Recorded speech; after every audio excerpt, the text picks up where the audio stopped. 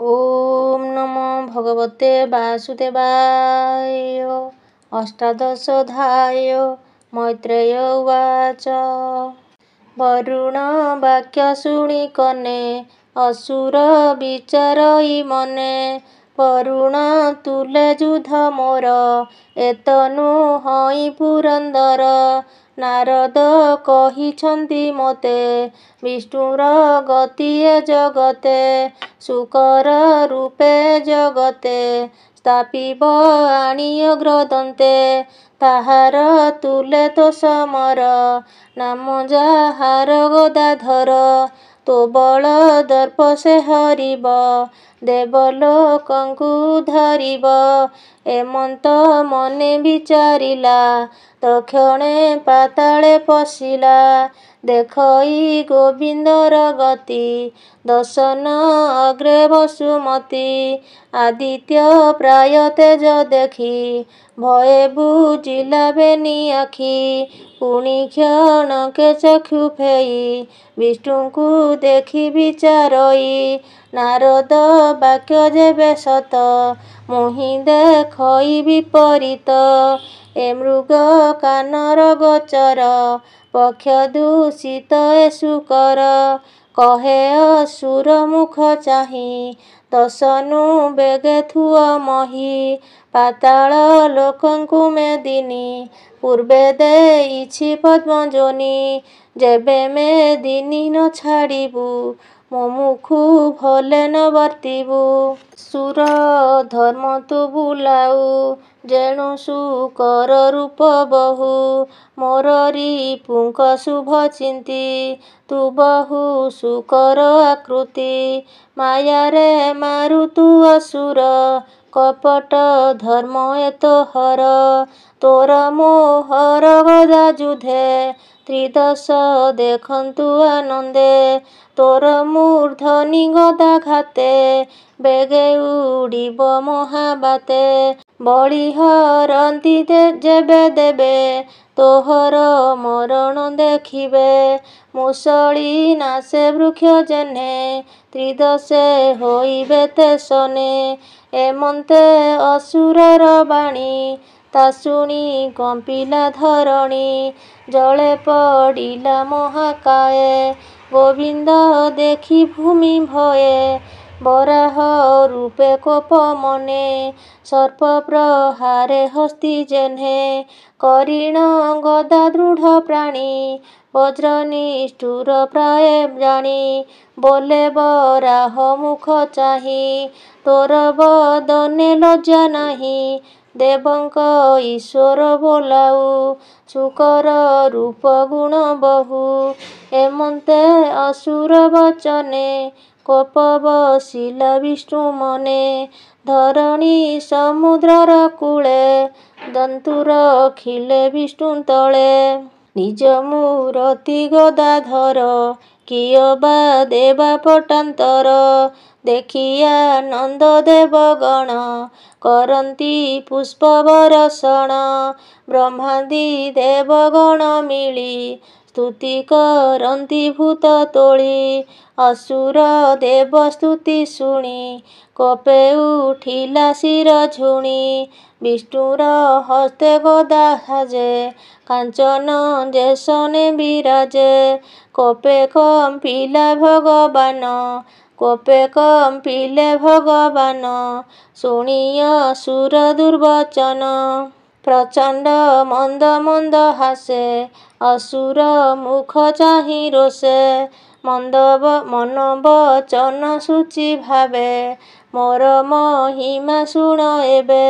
ଶ୍ରୀ ଭଗବାନ ଉବାଚ। ଆମ୍ଭେ ଯେ ପ୍ରକୃତ ବରାହ ଖୋଜୁ କୁକୁର ତୋର ନ୍ୟାୟ। ତୁ କିମ୍ପା ଆତ୍ମଶ୍ଳାଘା କରୁ ନ ଯିବୁ ତୁ ମୃତ୍ୟୁ ମୁଖରୁ। ବୀର ପୁରୁଷେ ନ କରିବେ ତୋର ପ୍ରଶଂସା ଏହି ଭବେ। ତୁହି ଯେ ଜଳବାସୀଙ୍କର ହରିଛୁ ସମ୍ପତ୍ତି ଆବର।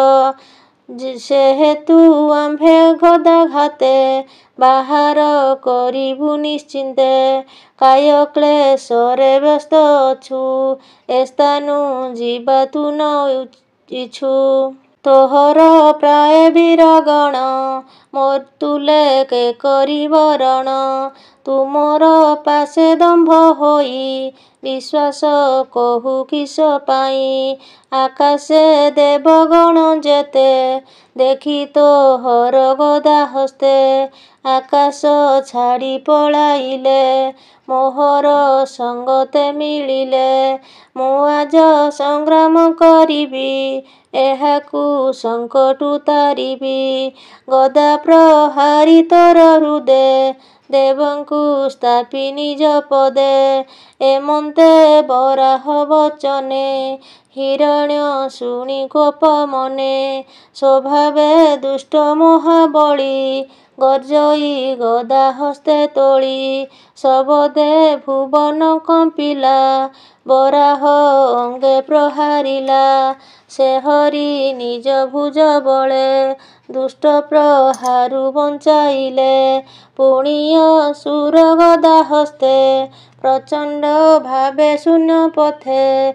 ଗଦା ବୁଲାଇ ଅତି ରୋଷେ, ପିଟିଲା ବିଷ୍ଣୁ ପୃଷ୍ଠ ଦେଶେ। ଶୁଭିଲା ବଜ୍ର ଘଡ଼ଘଡ଼ି, ଅଧର ଦଶନେ କାମୁଡ଼ି। ସେ ଗଦା ବଞ୍ଚାଇ ମୁରାରି, ଦକ୍ଷିଣ କରେ ଗଦା ଧରି। ପିଟିଲେ ଅସୁରର ମୁଣ୍ଡେ, ବ୍ରଜ ଯେ ସନେ ଗିରି ଖଣ୍ଡେ। ଏମନ୍ତେ ହରି ହିରଣ୍ୟାକ୍ଷେ, ଦେବେ ଦେଖନ୍ତି ଅନ୍ତରିକ୍ଷେ। ବେନି ଶରୀରେ ଗଦାଘାତ, ଶୁଭଇ ଯେହ୍ନେ ବ୍ରଜପାତ। ଜିଣିବା ପ୍ରାୟେ ଅନ୍ୟ ଅନେ, କରନ୍ତି ଯୁଦ୍ଧ କୋପ ମନେ। ଗଦା ପ୍ରହାରେ ଜାନୁ ବକ୍ଷେ, କୋପେ ବସିଲା ସେ ପ୍ରତ୍ୟକ୍ଷେ। ଫାଟିବ ହୋଇ ଶ୍ରୋଣୀ ଧାର, ବିଶେଷ ଯୁଦ୍ଧ ମହାଘୋର। ଗଦା ବିଚିତ୍ର ଗତି କରି, ବେଗେ ପିଟଇ ଗଦା ଧରି। ଅନ୍ୟାନେ ଯୁଦ୍ଧ ଭୟଙ୍କର, କମ୍ପଇ ଧରଣୀ ସାଗର। ଶବଦ ଶୁଭଇ ପ୍ରଚଣ୍ଡେ, ଯେହ୍ନେ ଯୁଝନ୍ତି ବେନି ଷଣ୍ଢେ। ଏମନ୍ତେ ହରି ହିରଣ୍ୟାକ୍ଷେ, ଯୁଧେ ମିଳନ୍ତି ଅନ୍ତରିକ୍ଷେ। ମିଳିଲେ ଦେବ ଋଷି ଆଦି, କପୋଳେ ଅଞ୍ଜଳି ଆଚ୍ଛାଦି। ବିଧାତା ଶୂନ୍ୟ ପଥେ ଥାଇ, ସ୍ତୁତି କରନ୍ତି ବିଷ୍ଣୁ ଚାହିଁ। ବ୍ରହ୍ମା ଉବାଚ, ହେ ଦେବ ଦେବ ତୋ ଚରଣେ, ଆମ୍ଭେ ଯେ ପଶିଲୁ ଶରଣେ। କୁରୁ ବ୍ରାହ୍ମଣ ବେଦଙ୍କର, ନିଶ୍ଚୟ ଅନିଷ୍ଟ ଅସୁର। ନିର୍ଭୟେ ଗଦା ଘେନି କରେ, ଯୁଦ୍ଧର ଅର୍ଥେ ତିନି ପୁରେ। ବ୍ରହ୍ମଇ ଅତି ମହାରୋଷେ, ବାରଣ ଯେହ୍ନେ ନିରଙ୍କୁଶେ। କାଳ କ୍ରୀଡ଼ଇ ଦିତି ବଳା, ତିନି ଭୁବନେ କରେ ମେଳା। ଆମ୍ଭଙ୍କୁ ସଙ୍କଟୁ ଧରି, ଏହାଙ୍କ ପ୍ରାଣ ବେଗେ ହରି। ଦେଖ ଏ ସନ୍ଧ୍ୟା ବିଭାବରୀ, ଏ ଭୂମି ଲୋକ ଛନ୍ନ କରି। ଆସଇ ମହାଘୋର ରୂପେ, ଭୋନାଥ ଦେଖ ତୋ ସମୀପେ। ଆମ୍ଭରେ କ୍ଷୟ ଦିତି ବଳା, ଦେଖା ତୋହର ବିଷ୍ଣୁ ଲୀଳା। ମୁହୂର୍ତ୍ତ ଅଭିଜିତ ନାମ, ସର୍ବମଙ୍ଗଳ ସୁଖ ଧାମ। ଏ ଶୁଭ ବେଳେ ଚକ୍ରଧର, ଆମ୍ଭକୁ ସଙ୍କଟୁ ଉଦ୍ଧର। ଏମନ୍ତେ ଅସୁର ବିନାଶ, ଋଷି ଦେବତାଙ୍କୁ ଶ୍ୱାସ। ଅତି ବିକଳ ସ୍ତୁତି କଲେ, ବରାହ ରୂପୀ ପାଦ ତଳେ। ସୁଜନେ ଚିନ୍ତି ଅନୁକ୍ଷଣେ, ସେ ଯଜ୍ଞ ବରାହ ଚରଣେ। ହରି ଚରଣେ କରି ଆସ, କହଇ ଜଗନ୍ନାଥ ଦାସ। ଇତି ଶ୍ରୀମଦ୍ଭାଗବତେ ମହାପୁରାଣେ ପାରମହଂସ ସଂହିତାୟା 82 ତୃତୀୟ ସ୍କନ୍ଧେ ହିରଣ୍ୟାକ୍ଷ ଯୁଦ୍ଧ କରଣେ ନାମ ଅଷ୍ଟାଦଶୋऽଧ୍ୟାୟଃ। ଓମ୍ ନମୋ ଭଗବତେ ବାସୁଦେବାୟ।